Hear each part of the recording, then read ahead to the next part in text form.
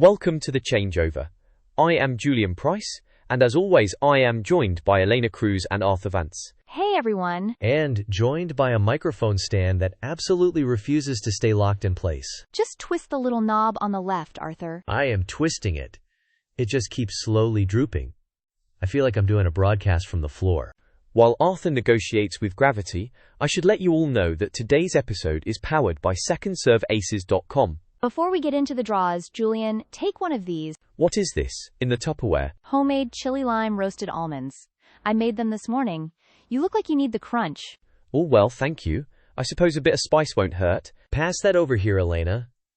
I need sustenance if we're going to talk about what just happened in Miami. You mean the Arthur Phils match? Exactly. I am still recovering from it. You and Tommy Paul both, I imagine. Let's start right there, because that was a frankly absurd conclusion. Down 6-2 in a final set tiebreak. Do you know what the live win probability is at that exact moment? I'd say it's roughly the same probability of me getting the stadium Wi-Fi to connect on the first try. It's less than 2%. Less than 2%, and Arthur Phils just completely ignored the math. He didn't just ignore it, he dismantled it with sheer aggression. But we have to look at what Paul was doing on those match points. Right. He became incredibly passive. It was a tactical retreat disguised as playing the percentages. He was just rolling the ball back in, waiting for Phil's to make an error. But you know what else happens when you're 3 hours deep in Miami humidity? Here we go. No, listen. Your polystrings completely die. The tension drops off a cliff. Arthur, I promise you, Tommy Paul didn't lose 4 consecutive match points because his cross mains dropped 2 pounds of tension. It changes the launch angle. When you get tight and your equipment is dead, the ball just sits up in the strike zone. I have to side with Elena on this one. It wasn't the strings that made Paul slice a neutral backhand into the bottom of the net at 6-5. Exactly. That was pure, unadulterated tension. The human kind, Arthur. Not the synthetic gut kind. Phils deserves the credit here, though. To hit a 102-mile-per-hour forehand winner when you are 1 point away from going to the airport? That's why we love the sport. The absolute audacity of youth. It was a brilliant display. 3 tie breaks, 6-7, 7-6, 7-6. You rarely see a scorecard that symmetrical with that much underlying chaos. And now Phils is in a Masters semifinal. The points haul for him is massive. Do you think Paul recovers from this quickly? That's the kind of loss that lingers in the back of your mind for a month. He's a professional. He'll analyze it, ideally realize his court positioning was too deep on the big points, and move on to the clay. Speaking of deep court positioning, we need to talk about the women's semifinals. Sabalenka versus Rybakina. Oh, this is the heavyweight bout? This is the match of the tournament? It certainly feels like a final played 2 rounds early. Sabalenka is chasing the sunshine double, which is a brutally difficult historical feat. It's entirely dependent on who controls the center of the baseline. I was looking at the heat maps earlier today. Let me guess. More predictive modeling? No, just hard data.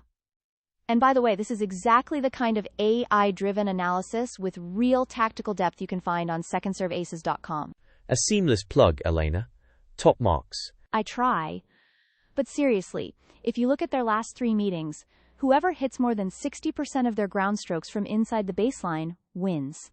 Because Rybakina hits so incredibly flat, she doesn't give Sabalenka the high-bouncing ball that Arena likes to step into. Right? The ball just skids through the court. It's like skipping a stone across a pond. And Sabalenka thrives on rhythm.